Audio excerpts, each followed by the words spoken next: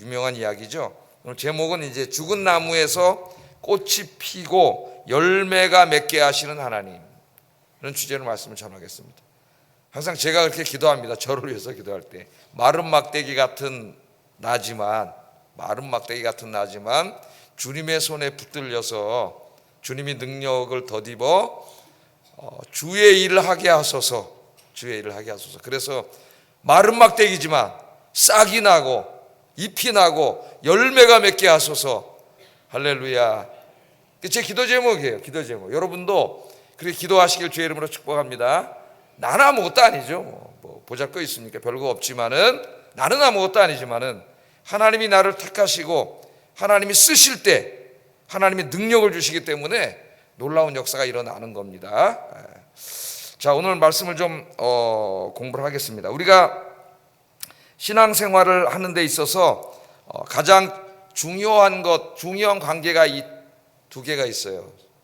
중요한 관계를 맺어야 하는 분이 두 분이 있습니다. 우리의 신앙이 성숙하고 또 성장하기 위해서 이 두 관계가 중요한데, 하나는 뭐 너무나 당연한 관계인데 하나님과의 관계죠. 하나님과의 관계.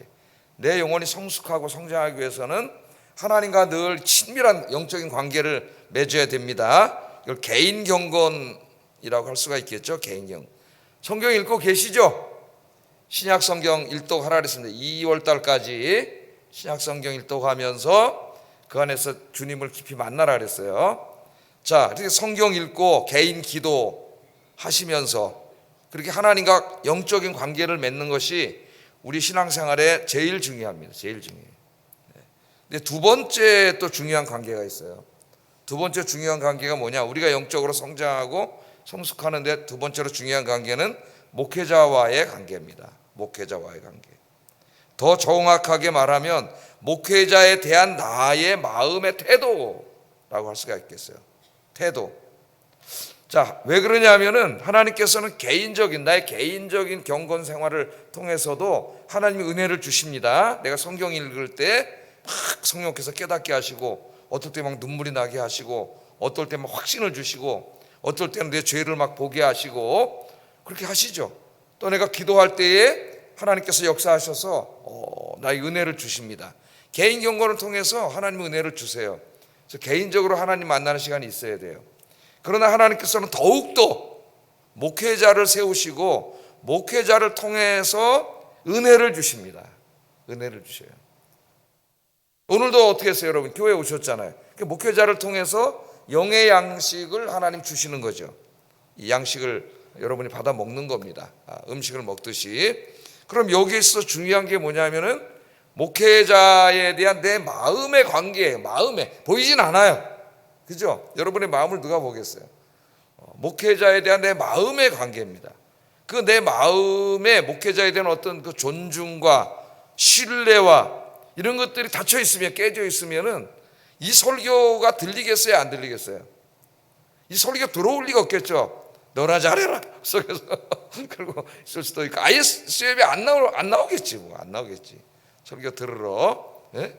또 그 목사가 집례하는 예배나 모든 교회의 이런 영적인 부분들이 이게 잘 마음을 안 받아들이겠죠. 내가 인간적으로 인격적으로 저 사람을 신뢰하지 않는데, 존중하지 않는데 저 목회자가 하는 모든 것들을 내가 잘 받아들일 수가 없습니다. 그래서 갈등하는 사람이 많아요. 한국 교회에. 이렇게 얘기를 하다 보면은 저희 교회 이제 목회자하고 뭔가 이렇게 좀 안 맞거나 이래가지고 갈등하고 힘들어하는 사람들이 많죠. 이제 문이 닫히기 때문에 목회자를 통해서 하나님 공급하시는 이 엄청난 이 영의 양식을 받아먹지 못하는 거예요. 그래서 영적으로 메마르게 됩니다. 이게 참 불행한 겁니다.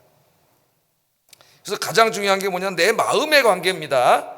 겉으로야 다 친하지 우리가. 그러나 마음의 관계가 참 중요하다. 마음의 관계가. 이제 지난주에 살펴봤던 그 민수기 16장의 그 고라당, 레위 지파 그 고라와 그 다음에 루벤 지파의 3대표, 그 다음에 여기에 참여했던 12지파 250명, 그리고 나중에 마음으로 동조했던 사람들 15,000명 정도, 15,000명 다 죽었습니다. 하나님이 세우신 영적 리더십에 어떻게 했어요?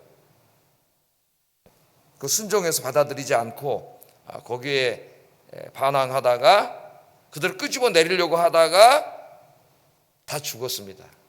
오늘 그 다음에 있는 일이에요. 오늘 이 17장이 다 약속의 땅을, 가나안 땅을 약속받고 이렇게 출애굽했는데 이 죄를 져서 광야에서 죽는 안타까운 일이 벌어지게 됐습니다.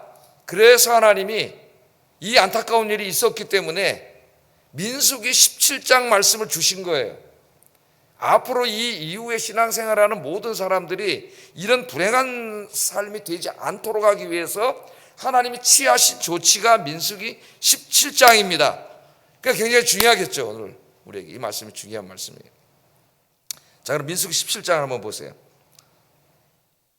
이 내용은 아주 간단한 내용입니다. 12지파 지도자들의 지팡이 12개하고 그 다음에 아론의 지팡이까지 13개 지팡이를 하나님의 이제 성막 안에 언약궤 앞에 갖다 놓고 하룻밤을 지난 다음에 하나님께서 이제 이 13개 지팡이 중에서 하나님이 제사장으로 택하신 자, 얘 지팡이에는 우미 돋고 싹이 나고 꽃이 피고 열매가 맺게 될 거다.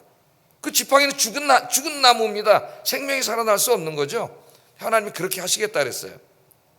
그거는 왜냐하면 지금도 15,000명이 죽었음에도 불구하고 아직도 그 내부에 한 200만 정도 되는 이스라엘의 내부에 아론의 대제사장직에 대해서 신뢰하지 못하고 받아들이지 못하는 사람들이 많이 있다는 것을 반증하고 있는 거예요.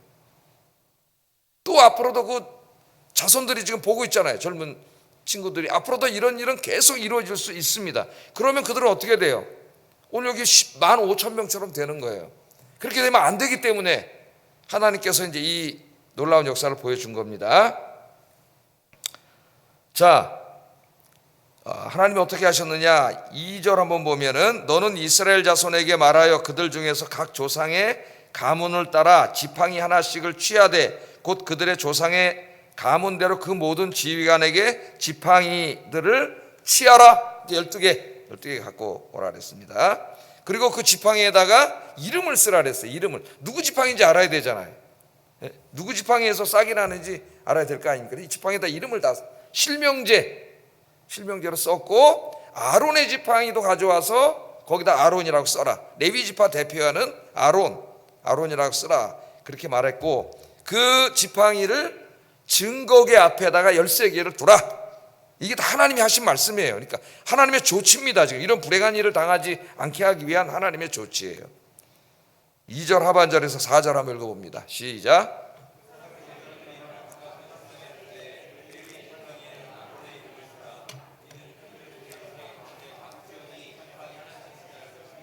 그 지팡이를 회막 안에서 내가 너희와 만나는 곳인 증거궤 앞에 두라. 그래서 증거궤는 이제 언약궤죠. 언약궤 앞에 두라 그렇게 말했습니다. 왜 그렇게 하시는가? 이유가 5절이에요.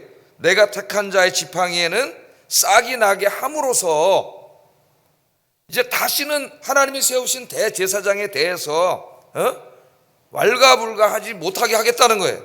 그 영적인 권위를 인정하고 거기에 순종하고 아론이 집행하는 제사나 예배나 가르치는 말씀에 다 따르게 하기 위해서 하나님이 이제는 분명한 증거를 보여주시려는 겁니다. 분명한 증거. 누구를 택했느냐? 12명도 지도자입니다. 지금 각 지파의 지도자예요. 근데 하나님이 대제사장으로 따로 구별해 택한 자는 누구냐? 하나님이 그 사람을 통해서 이스라엘의 영적인 부분을 책임지게 한 사람이 누구냐? 이걸 하나님이 보여주겠다는 거예요. 직접. 뭘 통해서? 지팡이를 통해서. 지팡이. 누구 지팡이에 싹이 나느냐? 그게 5절의 말씀입니다. 자, 지팡이는 다 죽은 나무에 말라 비틀어진 나무인데 거기서 어떻게 싹이 나겠어요? 싹이 날 수가 없죠. 거기 싹이 났다면, 꽃이 피었다면, 열매가 맺었다면은 그건 하나님이 하신 거예요. 하나님이. 그건 이제 뭐 정말 분명한 증거죠. 그걸 하나님 보여주시는 겁니다. 자, 모세는 하나님의 명령대로 순종했습니다. 그대로 모세가 순종했습니다. 하나님이 이제 보여주실 거예요. 직접 사람들이 믿지 않기 때문에 보여주십니다. 그대로 순종을 했습니다. 8절 한번 읽어보겠습니다. 시작.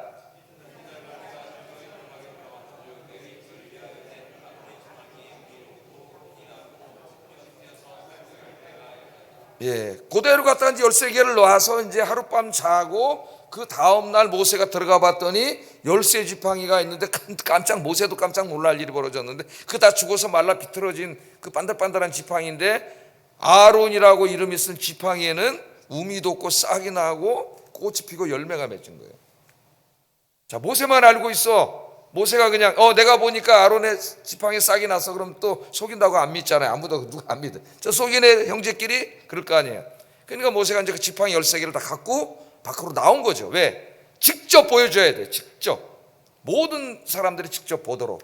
그래서 이제 지팡이를 가지고 나왔습니다. 나와서 보니까 누구 지팡이면 싹이 나? 아론의 지팡이가 살아났어요. 생명이 돋아났습니다. 그래서 하나님은 12지파 지도자도 하나님이 세운 각 지파의 지도자지만 아론은 대제사장으로 영적인 일을 위해서 특별히 대제사장으로 선택한 하나님이 택함을 받은 제사장이라는 것을 하나님이 직접 지팡이 기적을 통해서 보여주신 거예요. 네. 자, 그리고 모세가 어떻게 했냐면 12지파 지도자들 지팡이는 아무 일이 없었죠. 돌려줬습니다. 그 지팡이도 지도자 지팡이에요. 그러나 그들의 지팡이는 영적인 생명을 살려내는 지팡이는 될 수가 없는 거예요. 그 일은 아무에게나 맡긴 게 아니라 대제사장이라고 하는 하나님이 세우신 그 사람에게를 통해서만 일어날 수 있는 일입니다. 지팡이는 다 줘서 돌려줬고 아론의 지팡이는 주지 않았습니다. 아론에게 돌려주지 않았어요. 어떻게 했어요? 증거궤 안에다가 넣습니다. 넣어서 보관하도록 했어요. 9절 10절 한번 읽어보겠습니다. 시작.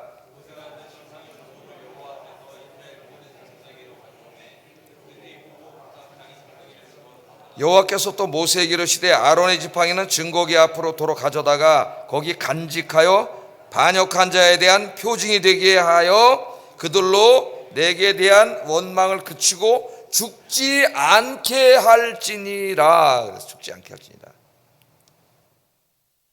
자, 그러니까 왜 언약궤 안에 보관했어요? 지금 이제 아론의 그 지팡이 싹이 난 거는 지금 세대는 다 봤습니다. 그죠? 이 사람들이 이제 아론의 이제 대제사장권을 인정하게 돼. 오늘 뭐 회개하고 이제 막 우리 죽게 됐다고 그럽니다. 오늘 말씀해 보면. 그러나 이제 그 다음 세대에서도 인간의 죄성 때문에 계속 이런 일이 벌어질 수밖에 없고 그 일은 지금 오늘 21세기 이 교회 안에서 계속 일어나고 있습니다. 이 일들이 지금까지 계속 일어나고 있어요. 그러니까 이 민수기 17장은 중요한 거예요. 거기다가 그 쌍난 지팡이를 둠으로써 표징을 삼는 거지. 예? 하나님의 세우신 영적 리더십을 거역하다가 15,000명이 죽었고 제사장은 하나님이 세운 사람이라는 것을 분명히 보여주는 증거죠. 증거로 삼기 위해서 언약궤 안에 그 모세의 쌍난 지팡이를 집어넣습니다. 그래서 언약궤 안에는 뭐 들어가 있어요? 3개 들어가 있잖아요. 3개. 뭐가 들어가 있어요? 모세의 쌍난 지팡이 들어가 있고 십계명 돌판 들어가 있고 만나가 들어가 있고 이 3개가 언약궤 안에 보존이 되는 거죠. 만나를 생각할 때는 하나님이 일용할 양식을 주시는 하나님, 말씀일 때는 하나님이 진리의 말씀을 주시는 하나님, 이게 이제 그 상징적으로 들어가 있는 거죠. 그렇게 하도록 하나님이 했습니다. 자, 우리는 하나님이 왜 그렇게 하셨는가를 한번 생각해 봐야 돼요. 이걸 잘못 생각하면은 우리 목사들이 잘못 생각을 해가지고 하나님이 제사장은 아니지만 그래서 제사장 역할을 하고 있는 신약시대 목사의 영적인 권위를 그냥 잔뜩 높여가지고 감히 그 누구도 그냥 찍소리 못하게 하시려고 이렇게 이 말씀을 주신 것이다. 그렇게 오해하면은 이게 큰 오해입니다. 잘못 이해하는 거예요. 이 말씀을 주신 이유는 아론이라고 하는 사람을 높여주기 위해서 하신 말씀이 아니에요. 이 말씀은 아론의 지팡이에 싹이 나게 하신 것은 이스라엘 백성들을 위한 것입니다. 아까 뭐라 그랬어요? 이스라엘 백성들이 이 똑같은 죄를 짓고 죽지 않게 하기 위해서 하는 일을 했다 그랬어요. 그러니까 이 아론의 지팡이에 싹이 나게 하심으로 이스라엘 백성들이 아론이 대제사장이라는 것을 분명히 알고 이제부터는 존중하고 신뢰하게 만든 것은 이스라엘 백성들을 위함이에요. 이스라엘 백성들을 위한 사랑이 여기에 담겨 있습니다. 그래서 이 하나님이 지금 이 이벤트를 행하신 목적은 크게 2가지로 나눌 수 있는데 하나는 이스라엘 백성들이 다시는 하나님이 세우신 영적인 리더십에 이렇게 리더십을 거역하다가 죄 짓고 죽지 않게 하시려고 하나님이 하신 거예요. 자, 여기 이제 핵심적인 게 있습니다. 핵심적인 게 오늘 이제 우리가 목회자로 적용해서 이야기할 수도 있는데, 아론이라고 하는 그 사람이 지금 다른 12 지도자나 또 다른 어떤 그 진영에 있는 다른 사람들보다 한 사람의 인간적으로 굉장히 뭐가 더 뛰어나거나 더 훌륭하거나 그런 게 아니에요. 하나님의 언약궤 앞에 놓을 때는 다 똑같잖아요. 13개가 똑같아요. 마른 막대기예요. 다 인간은 마른 막대기예요. 아무것도 안 해요. 똑같은 거예요. 그런데 왜 아론이 다르냐? 하나님이 아론을 어디다 세웠어요? 대제사장으로 세웠기 때문에 달라진 겁니다. 그러니까 이스라엘 백성들이 아론에게 이제부터 순종하고 그를 따라야 하는 것은, 그를 존중하고 신뢰하는 것은, 아론이라는 사람은 우리보다 영적으로 저 위에 있는 사람이고 그냥 막 주의 종이고 그래서 우리가 해야 돼, 무조건 순종해야 돼, 그런 의미가 아니에요. 왜 아론을 신뢰하고 존중해야 됩니까? 그 사람이 뛰어난 사람이게서가 아니라니까요. 아론보다 더 뛰어난 사람도 거기 많이 있었을 거예요. 지식도 더 많고. 그래서가 아니라 아론을 하나님이 그 자리에 세워 놓으셨기 때문입니다. 할렐루야. 아론이 부족하더라도 그 12 지도자가 볼 때, 고라당이 볼 때에 자기들이 볼 때 부족하다, 우리보다 못하다 그렇게 생각했을 거 아니에요. 아무리 그렇다 하더라도 중요한 것은 뭐가 중요한 거예요? 하나님이 거기다 세웠다는 거예요. 하나님이. 그 사람을 세운 분이 하나님이라는 거예요. 그러니까 아론을 거역하는 것은 결국 뭘 거역하는 거예요, 여러분? 하나님이 아론을 주권적으로 거기다 세운 그 하나님을 거역하는 게 되기 때문에 큰 죄가 되는 거예요. 이걸 목사가 잘못 깨닫고 이제부터 여러분 나한테 이제 함부로하다 다 죽습니다, 만약 이런 생각을 가지고 있다면 어리석은 자가 되는 거예요. 어리석은 자. 목회자가 무슨 그렇게 영적으로 저 위에 있는 사람입니까? 가톨릭은 좀 차이가 있어요. 사제는 저 위에 있고 성도들은 좀 차이가 있죠, 계급적으로, 영적으로. 그러나 우리 개신교는 그렇지 않아요. 예? 한 인간적으로 볼 때는 저보다 훌륭한 분이 우리 성도님 중에 많이 있습니다. 인격적으로나 세상 지식으로나 저보다 더 훌륭한 분이 많죠. 내가 인간적으로 그분들 성도님들보다 더 뛰어나고 더 굉장해서 그런 게 아니죠. 더 훌륭한 사람 많아요. 그런 분들이 왜 겸손하게 섬기고 순종하고 왜 그렇게 합니까? 인간적으로는 저 사람이 마른 막대기밖에 안 된다 할지라도 저 사람을 저기다 세운 분이 하나님이시기 때문에 오늘 그걸 알았잖아요, 이 사람들. 그렇기 때문에 그분들이 겸손하게 섬기는 거예요. 겸손하게. 오늘 우리 교회 안에 우리 장로님들, 안수집사님, 권사님, 우리 모든 성도님들이 다 훌륭하시죠. 인간적으로 저보다도 훌륭한 분들이 많이 계세요. 근데 왜 우리 교회가 이렇게 평안하게 그렇게 하십니까, 우리 장로님들이? 저 사람을 저기다가 세운 분이 누구래요? 하나님이시기 때문에 그 하나님의 뜻을 존중하는 거예요. 이게 핵심입니다, 여러분. 목사가 나 대단한 사람이야. 아니에요. 하나님 세우셨어요. 그러므로 그 목회자는 오늘 우리에게 적용한다면 더욱더 마른 막대기밖에 안 되는 나 같은 자를, 저 훌륭한 분들도 많은데 목회자로 세웠으니까 더 겸손하게 무릎 꿇고 기도하면서 하나님 뜻대로 목회를 하려고 노력을 해야 되고, 도덕적으로 인간적으로 더 본이 되도록 노력을 해야 되고, 성도님들은 어떻게 돼요? 다소 나하고 조금 이렇게 안 맞더라도 어떻게 돼요? 하나님이 세우셨기 때문에 하는 거예요.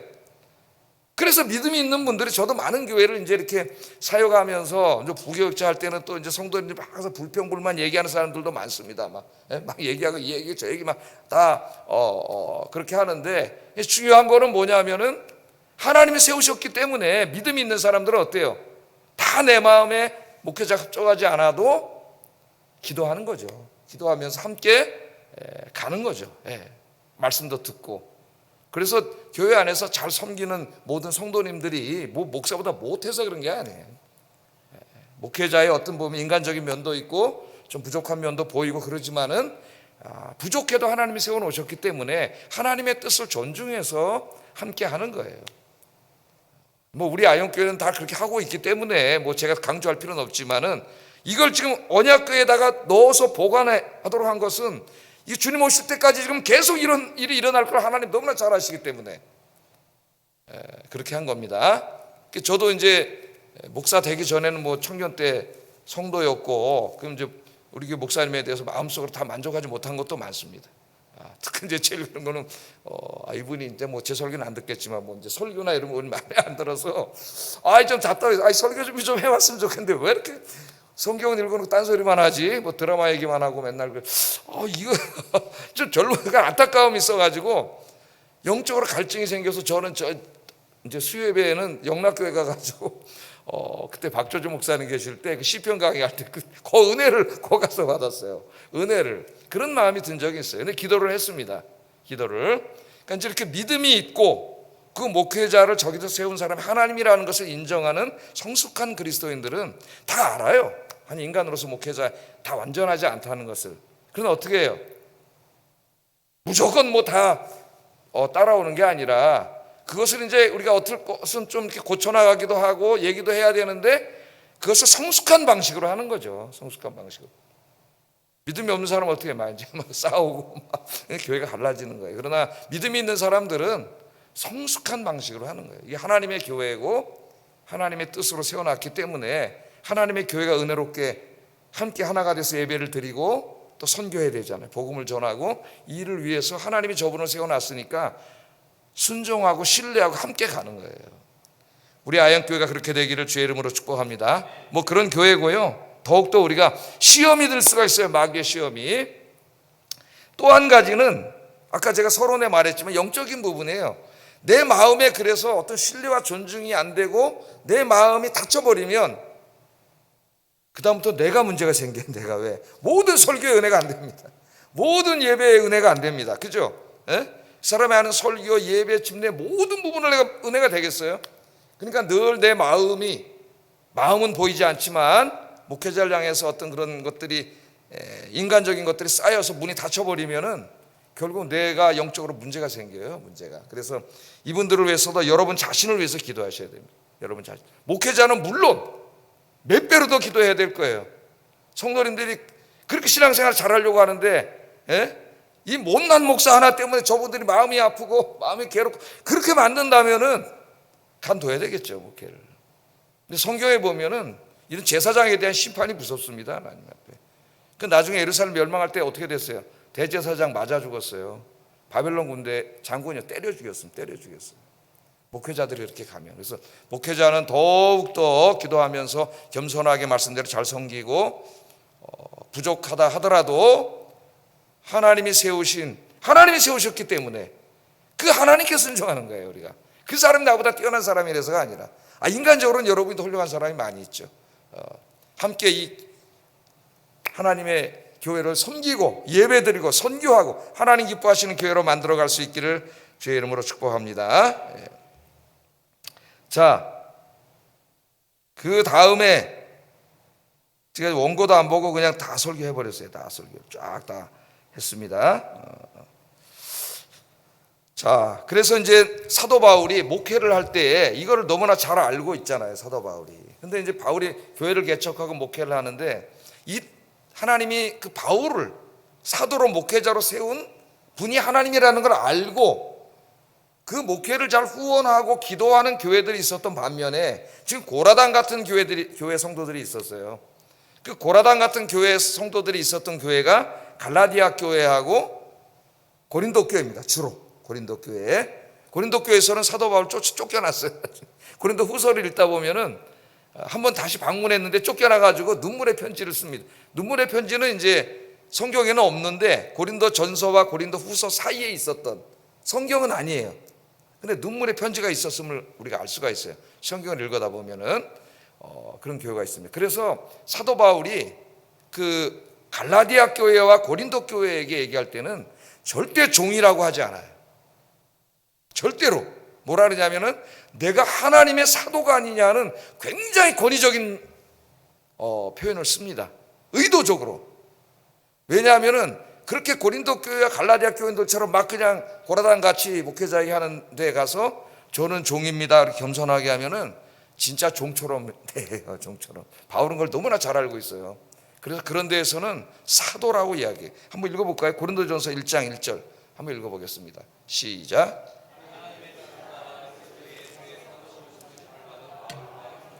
예, 사도로 부르심을 받았다 그러죠. 고린도 후서 1장 1절도 한번 읽어보겠습니다. 시작. 그리스도 예수의 사도된 바울, 그리스도 예수의 사도된 바울. 갈라디아서 1장 1절도 읽어보면은 예수 그리스도와 그를 죽은 자 가운데서 살리신 하나님 아버지로 말미암아 사도된 바울은, 엄청납니다. 그러니까 갈라디아 교회, 고린도 교회 자기를 얘기할 때는 하나님과 그리스도가 세우신 사도라는 것을 엄청나게 강조해요. 그 사도의 영적인 권위가 서지 않으면 그런 교회에서는 목회가 안 돼요. 할 수가 없어요. 그러나 이제 빌립보 교회처럼 그 하나님이 바울을 교회를 위해 세운 사람임을 알고, 그분을 세운 분이 하나님임을 알고 그 목회를 도왔던 교회가 빌립보 교회잖아요. 그래서 빌립보 교회 편지를 보낼 때는 사도라고 하지 않아요. 사도 바울이 종이라고 합니다. 자기 한껏 낮춰요. 빌립보서 1장 1절 한번 읽어보겠습니다. 시작.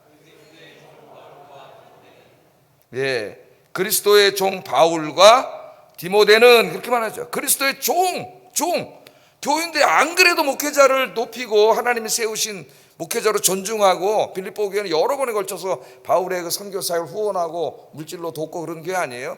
거기 가서 무슨 나는 사도다 그런 얘기 안 합니다. 예? 나는 뭐라 그래요? 종이라고 해요. 종이라고. 그래서 이 바울의 리더십을 공부하는 논문을 쓰는 분들이 옛날에 있었는데 이 부분을 상당히 집중을 하고 논문을 쓰는 걸 봤어요. 리더십에 있어서. 왜 바울이 이렇게 합니까? 자기의 권위를 높여가지고, 나 목회자니까 나를 대접해라, 그러기 위해서 그러는 게 아니에요. 왜 이렇게 하는 거예요? 성도들을 위해서 그러는 거예요. 성도들이 죄짓지 않게 하기 위해서. 두 번째는 성도들이 목회자로 신뢰하고 존중해서 영적인 유익을 얻을 수 있도록, 그래서 영적인 권위를 스스로 세우는 거예요. 고린도후서를 읽으면은 이 영적인 권위를 엄청 세워나갑니다. 스스로 사도 바울이. 왜? 성도들의 마음속에서 목회자를 향한 그 영적인 권위가 무너져 버리면 마음속에서 교회가 무너지는 거예요. 신앙이 다 무너지는 거예요. 그래서 그러는 거예요. 예? 오늘 제가 설교하면서도 이거 지난주에는 또 수냄 여인 설교가 나오고, 지난주에는 또 뭐가 나왔어요? 수요일날 고라당 얘기가 나오고, 이거 계속 말씀이 나오니까 이거 계속 나한테 잘하라, 목사님 자기한테 잘하라 그러나, 그렇게 설교를 들으면 오해입니다. 여러분, 이 말씀도 왜 하셨다고요? 여러분을 위해서 한 거예요. 여러분의 영적인 유익을 위해서. 그래서 함께 이 사역을, 하나님 맡기신 교회를 잘 감당해 나가시기를 주의 이름으로 축복합니다. 그다음 두 번째, 이제 오늘 주제로 제가 삼았던 부분 좀 생각해 보려고 하는데, 죽은 나무에서 살구꽃이 피게 하시는 하나님. 자, 한 가지 더 묵상할 말씀은 하나님께서 죽은 나무, 말라 비틀어진 나무에서 싹이 나고 꽃이 피고 열매를 맺게 하셨다는 겁니다. 이걸 좀 상징적으로 우리가 하나 보려고 그래요. 아론은 인간적으로 보면은 나머지 12지파 지도자들과 다를 것이 없는 마른 막대기에 불과해요. 타락한 인간이 뭐가 있겠어요? 지가 뭐 좀 공부해서 뭐 학교를 나오고 그 별거 아니거든요. 다 인간은 마른 막대기밖에 안 되는 거예요, 우리는. 그런데 마른 막대기인데 하나님이 아론을 택하시고 그 자리에 앉히시고 제사장 일을 하게 할 때에 아론이 어떻게 돼요? 그 마른 막대기에서 싹이 나고 꽃이 피고 열매가 맺어. 그래서 생명을 살리는 사역을 하잖아요. 제사장이 뭐 하는 겁니까? 죄로 죽을 사람들을 대리 속죄해서 제사에서 살리는 사람 아니에요. 하나님 말씀을 선포하고 예배를 드리고 생명을 살리는 역사가 일어난 거죠. 그러니까 아론 아무것도 아니에요. 하나님이 그 사람을 썼기 때문에, 그 자리에 앉혔기 때문에 하나님이 능력을 주시고 그 지팡이에서 싹이 나고 꽃이 피고 열매가 맺는 거죠. 이 아론의 싹난 지팡이는 이제 신약으로 오면은 예수님의 십자가를 의미합니다. 십자가가 뭐예요? 마른 막대기잖아. 마른 막대기. 다 죽어버린 마른 막대기인데 거기에 예수님이 매달려서 돌아가셨죠. 십자가에서 죽으셨는데 3일 만에 다시 부활을 하셨어요. 새 생명을 얻으셨습니다. 그래서 마른 막대기밖에 안 되지만 예수님이 거기서 죽으시고 부활하심으로 말미암아 그 십자가에서 뭐가 새로운 생명이 살아난 거죠. 싹이 나고 꽃이 피고 열매가 맺혀진 거예요. 할렐루야. 그래서 신약에 우리 예수님을 상징합니다. 그래서 우리 신약으로 오면은 이 예수 그리스도의 생명이 들어간 사람, 저와 여러분 우리 모두가 다 마른 막대기, 마른 막대기밖에 안 돼. 아무것도 할 수 없는, 생명이 없는 죽은, 영적으로 죽은 사람들이잖아요. 그런데 우리가 예수 그리스도를 믿으면 어떤 일이 벌어져요? 그 예수 그리스도의 십자가와 부활의 복음을 받아들이는 순간 우리 안에 생명이 들어오는 거지. 생명이. 마른 막대기인데 생명이 들어와요. 그 생명이 누구예요? 성령님이시. 성령님. 예수의 생명이 우리 안에 확 들어오면은 죄로 인해 죽었던 우리가 확 살아나요. 마지막 진짜 살아나는 건 부활해서 영생을 얻는 게 진짜 살아나는 거고, 그러나 그 전에도 우리 안에 성령님 찾아오시면서 이 죽어있던 우리가 확 살아난 거예요, 여러분. 하나님의 생명이 넘치는, 생명력 넘치는 사람이 된 거예요. 맨날 우울하고 걱정하고 염려하고 그렇게 살다가 어느 날 예수의 생명이 내 안에 들어옴으로 내가 확 살아나서 여러분 인생에 싹이 나고 꽃이 피고 열매가 맺은 줄로 믿습니다. 영적으로 마음에 평강이 찾아오고 기쁨이 찾아오고 생동감이 넘치고 막 생명력이 넘치고 삶의 의욕이 넘치고, 할렐루야, 행복하고 기쁘고. 이게 뭐예요? 마른 막대기인데 원래는 거기 생명이 들어와가지고 싹이 나고 꽃이 피고 열매가 맺힌 거예요, 여러분. 할렐루야. 우리가 그렇게 생명이 살아난 사람이 됐습니다. 성경에 보면은 요한복음 4장에 나오는 사마리아 여인 한번 보세요. 7 귀신 들렸던 막달라 마리아 같은 여인들 한번 보세요. 간음하다가 현장에서 붙잡힌 여인을 한번 보세요. 다 마른 막대기 같은 인간, 아무 쓸모없는 인간이었지만 예수의 생명이 들어갈 때 새 생명이 된 줄로 믿습니다. 생명이 살아나는 역사가. 그래서 여러분 오늘 이 말씀을 듣고 이제부터 기도하세요. 기도하셔서 여러분 안에 있는 성령이 충만하게 여러분을 장악함으로 말미암아 이 생명이 가득한 사람이 되길 주의 이름으로 축복합니다. 히브리서 저자가 이렇게 말했습니다. 히브리서 4장 15절 16절 읽어보겠습니다. 시작.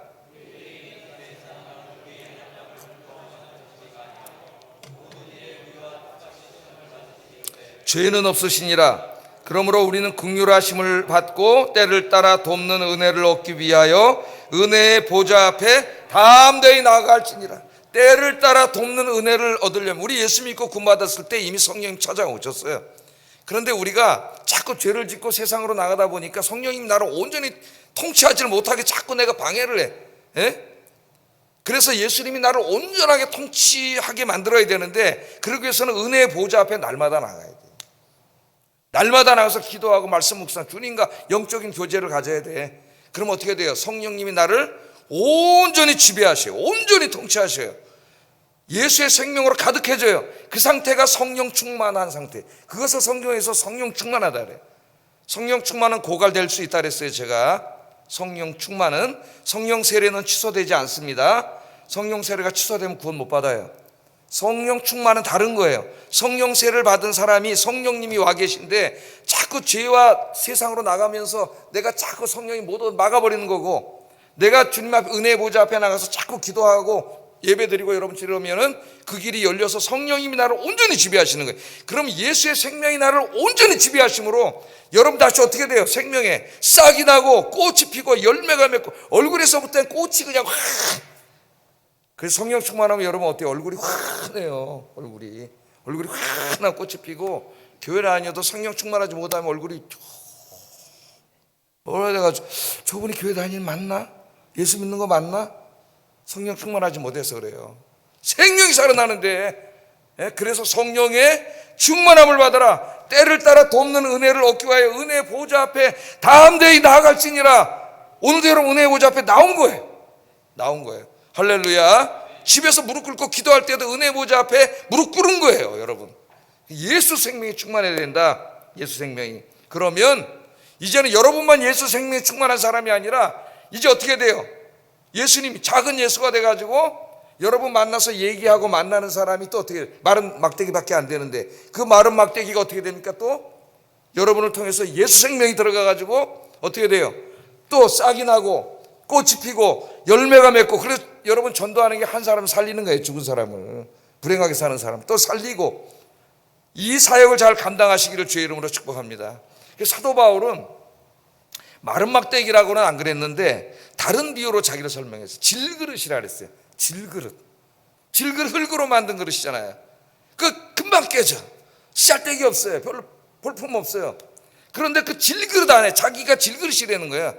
바울은 정말 대단한 사람이죠. 학문적으로나 뭐 그다음 최고의 사람인데 자기를 질그릇이라 합니다. 그런데 질그릇, 아무 쓸데기 없는 질그릇인데 이 안에 보화를 가졌다 그래요. 보화를 한번 읽어보겠습니다. 고린도서 4장 7절 읽어봅니다. 시작.